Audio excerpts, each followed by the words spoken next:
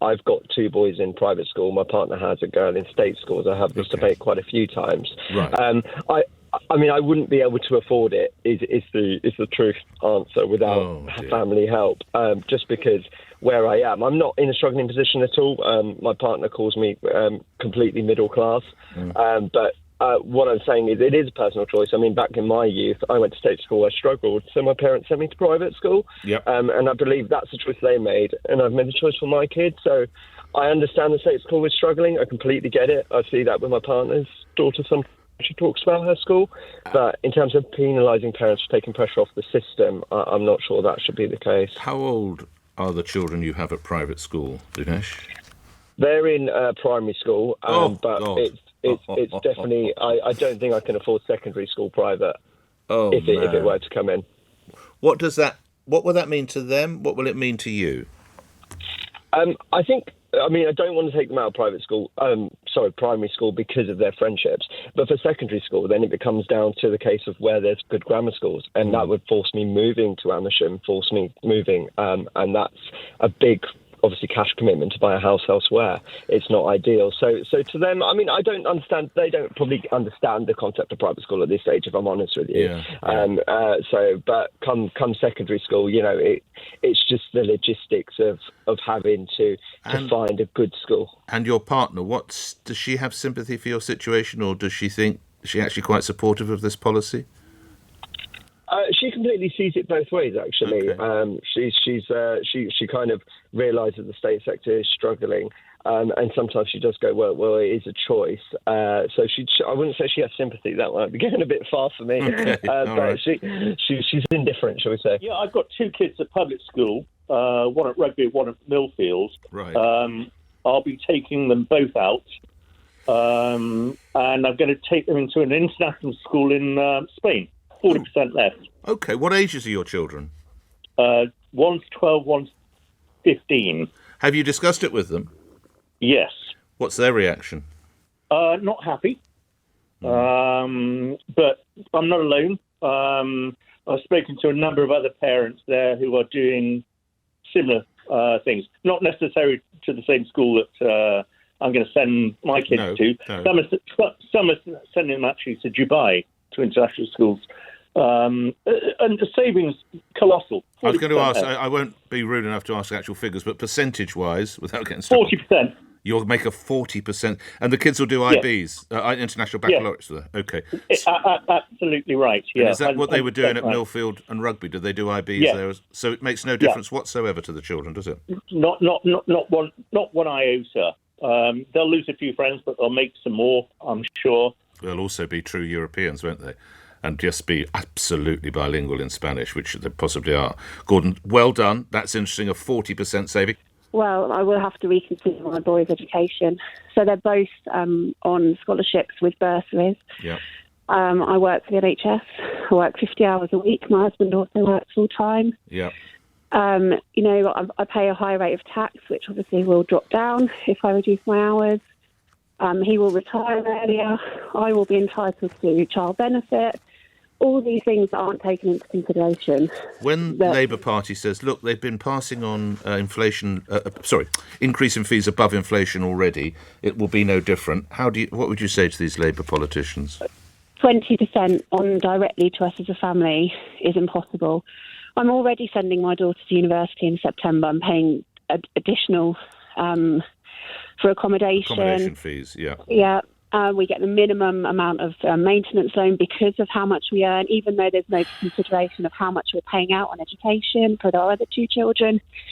We're trying to better ourselves. We are working, like dogs, to put our kids through education, and we're being penalised. And I'm livid. I've never voted Labour, but I also haven't voted Conservative for a long time. You know, the Liberal Democrats decimated the higher education, and now Labour are taking away choices for parents as well. I'm incredibly fortunate. I've got two children who are at private school, and I was at private school myself. I live in London, and the competition for local state schools is unbelievably high. It is ridiculous. Trying to get your children into schools is problematic, and so many friends of ours have fallen foul of that. Yeah.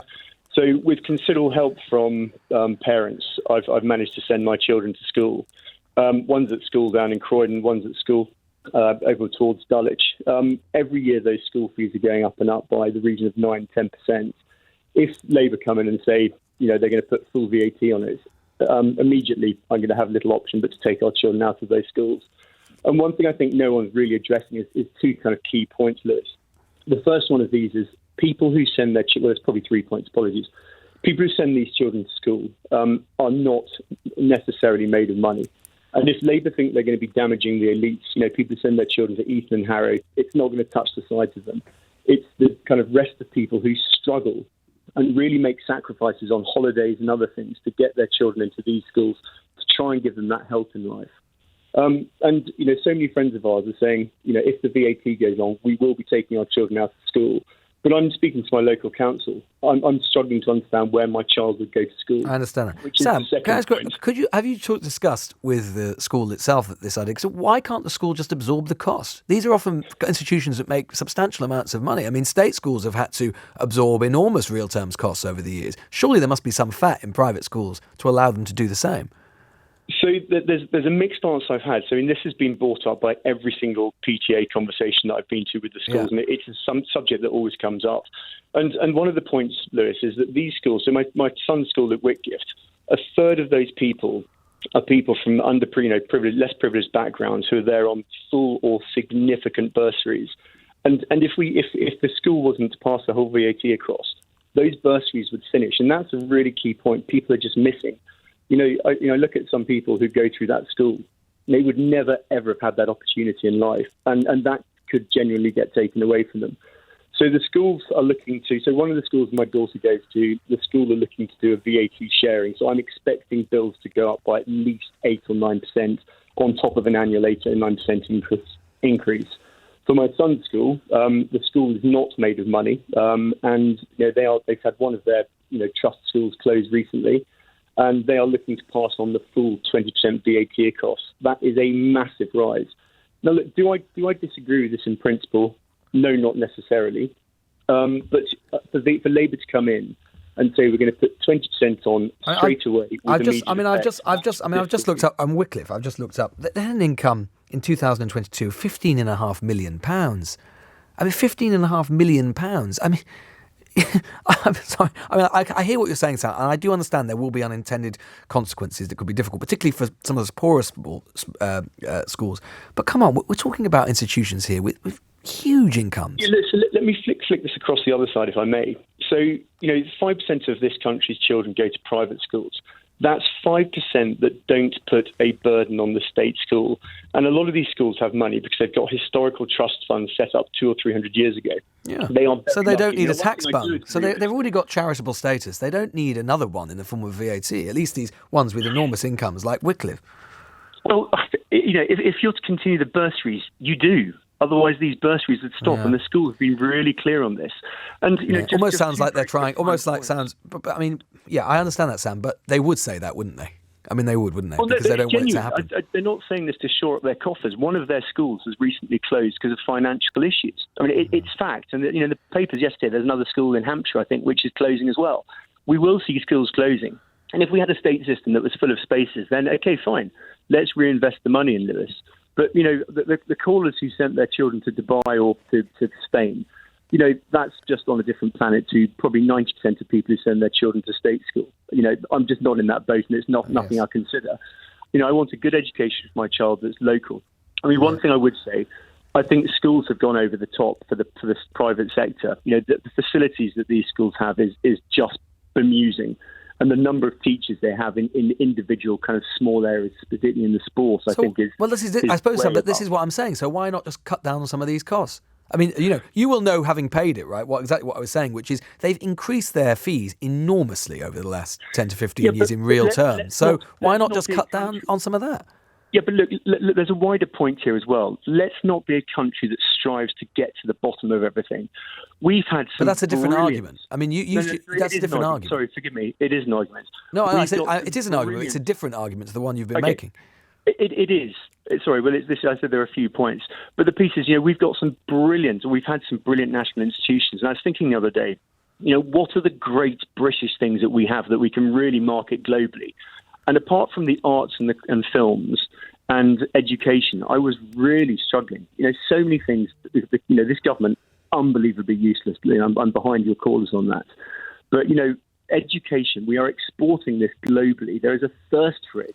And there's a risk that, But that's kind of my point, Sam. That's kind of my point, is that a lot of these schools, particularly the big public schools, as you know, have become more and more dominated by international students who are their parents are incredibly wealthy. They want to spend on a public school, British public school education. Should we really be subsidising them by not making them pay VAT? Like Russian oligarchs. Hey, look, that's a different argument. Do you it's the same argument. Substitute? But do you put VAT? But this is a really different point. It's a really interesting one you make, Lewis. Do we put VAT on international students coming to British schools? Personally, I haven't got much of a problem with that, funnily enough. But I think that's why we're exporting it to try and push this brand. But it's a great shame if we lose that institution. There'll be a lot of people saying that. Listen to this person. He's clearly been to public school and he's very privileged. Yes, I am, and I'm very privileged. But I know the opportunities that gives you and where it can take you.